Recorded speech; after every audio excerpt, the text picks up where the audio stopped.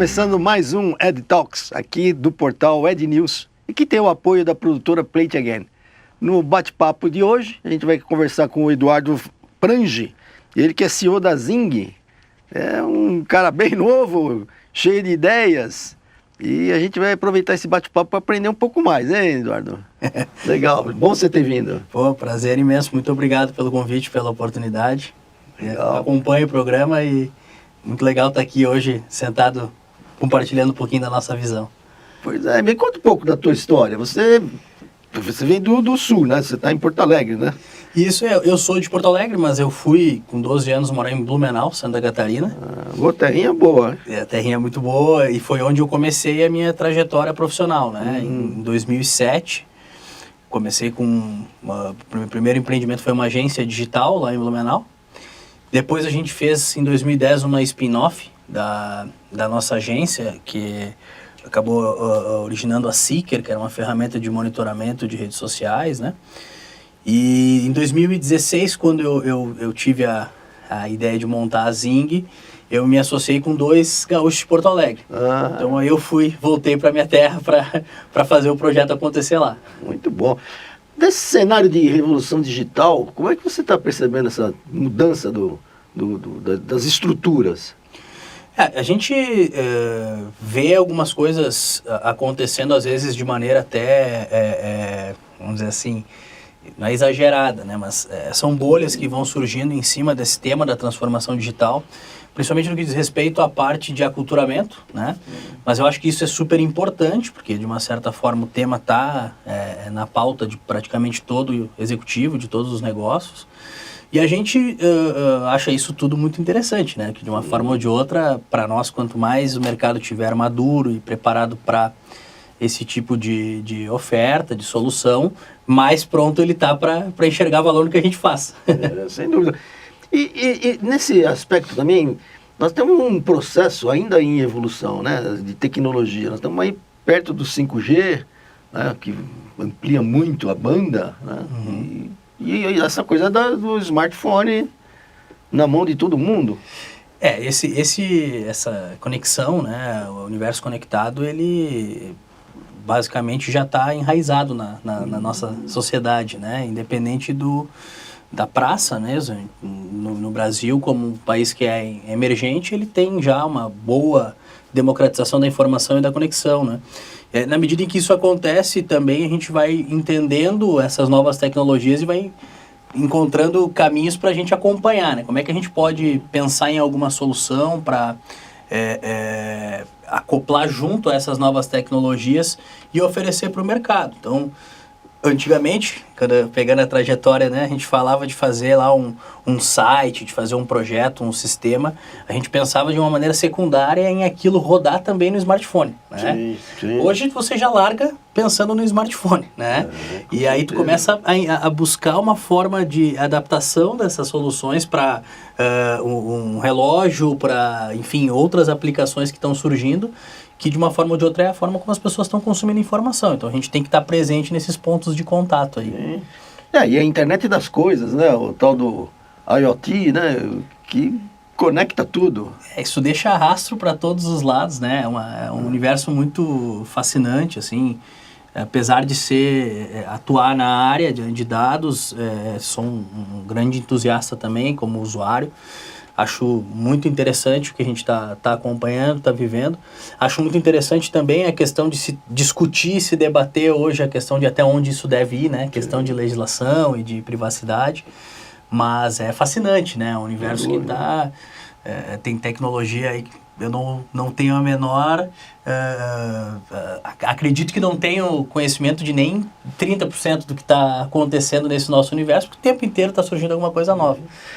E nós estamos há 1 ano da Lei de Proteção de Dados, né? Como é que você vê essa legislação? Eu acho que é um avanço, um grande avanço para o nosso mercado. Eu entendo que isso é um reflexo da evolução, né? Acho que quando o mercado ele amadurece, ele passa por questionamentos até uma certa aplicação, legislação começa a entrar em vigor. Eu acho que todos ganham, né? A partir do momento em que o usuário começa a ter mais privacidade, né? É devolvido a ele a privacidade e ele entende de uma maneira permissiva, né? Sim. O que está acontecendo com os rastros que ele deixa, porque ele tende a ter uma experiência melhor com a informação que lhe é apresentada, né? As marcas, por outro lado, elas também têm hoje uma necessidade de transparência. Então, assim, eu entendo que tem todo um desafio muito grande de adequação, né, das empresas, mas eu acho que ali na frente a gente vai ter todo mundo um ganho muito grande, né? Principalmente nessa relação marca-públicos de interesse, essa relação que vai amplificar a experiência, né? Vai ser muito mais fluido e acredito que aderente a essas conexões de marcas e públicos de interesse. Eu acho, Eduardo, que de uma certa forma, com o bom uso dos dados, né, você facilita todo um processo de contato, você minimiza a dispersão, né, fala com a pessoa certa, na hora certa. A grande questão é que aí, né, Toninho, esse é um exemplo que a gente está muito mais próximo, que é o do marketing, né? A gente pegando, às vezes, uma situação, uma ação, uma campanha, uma promoção, alguma coisa que a gente é ativado, é acionado e muitas vezes assertivamente, né? Mas o que se questiona muito é o outro lado, né? O lado do uso indevido, né? O sem o teu consentimento. A gente tem uma situação aí de vazamento de dados, né? Que já vem desde 2014 sendo discutida, né? A gente vê eleições sendo muito norteadas por essas questões. Então, esse é o outro lado que eu acho que é onde concentra-se a parte da discussão. Para o marketing, né, para a comunicação em geral, ela também acaba fazendo com que a gente acabe nos adequando, né, rediscutindo alguns dos formatos que a gente está acostumado, mas, como eu comentei anteriormente, eu acho que o ideal é que a gente entenda essas nuances e a gente consiga se adequar, porque no fim a experiência e todos vamos ganhar com essas mudanças. Do ponto de vista da comunicação, você falou do marketing, as peças publicitárias estão mudando, né? Ou seja, antigamente você tinha lá 30 segundos de televisão e agora você tem alguns segundos, né? Como é que o pessoal está lidando com isso? Na verdade, também tem a questão do meio, né? Que hoje é diferente. A gente sai do 30 segundos, vai para um vídeo no Instagram, para um Stories, para um IGTV, para um YouTube. É um outro formato, né? E também o consumo da informação por parte do usuário é muito diferente, porque a gente hoje, talvez o maior concorrente de todo o negócio seja o tempo, né? A guerra pela atenção do usuário. Então, se por um lado você pode colocar um conteúdo mais extenso, né? Porque você tem liberdade para isso em N meios, né? Por outro, a concorrência com todas as abas que ele está, né, e os aplicativos que ele está conectado, vai estar ali, né, pela atenção. Então você tem que ser muito assertivo, né? O que a gente percebe um pouquinho em relação a isso é ainda uma cultura, né, da comunicação mais tradicional. Às vezes você quer pensar em 30 segundos dentro do digital e essa lógica não é a que se aplica pro meio, porque é diferente, né? É um outro meio, é um outro público hoje que consome esse tipo de informação. Então, mas a gente vê as agências, né, os próprios clientes já entendendo isso e propondo essa comunicação mais aderente ao mundo que a gente está vivendo hoje. E de uma certa forma é bem universal, né? Porque já não é regional, né? Nós estamos falando de um processo global. A comunicação, aí no Brasil ainda a gente tem, apesar de ter uma série de qualidades, né? A gente ainda tem um gap, né, em relação ao que está acontecendo em mercados um pouco mais desenvolvidos, né? Se a gente for pegar o mercado americano, toda essa questão, e a própria Europa, né, com essa questão de legislação, que já está em vigor, lá, né? Já está em vigor há mais tempo, e a questão dos formatos publicitários, né, a própria questão da mídia programática em relação aos questionamentos sobre a verdadeira entrega, né, e o quanto é burlado, isso já são coisas que estão acontecendo e discutidas há mais tempo. Que no fim das contas aqui no Brasil acaba sendo importante porque a gente pega esse aprendizado e acaba trazendo para cá, né, para implementar.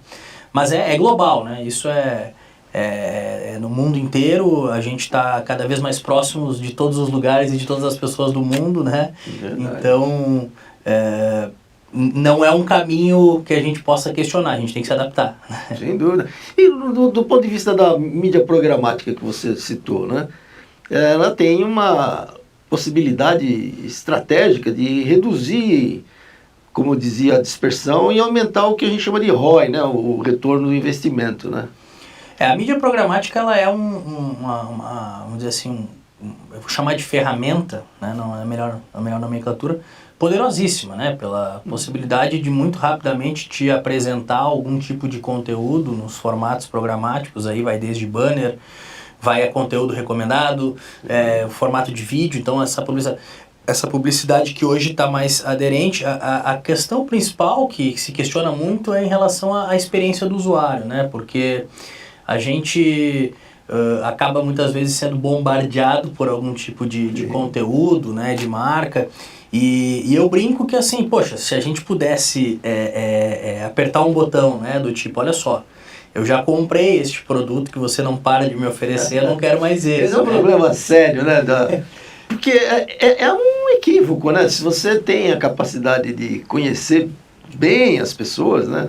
Trabalhar os dados, né? De forma relevante, você já sabe que ele já viajou, comprou, não precisa oferecer de novo, né? O mesmo produto. É por isso que eu comento muito da questão da experiência.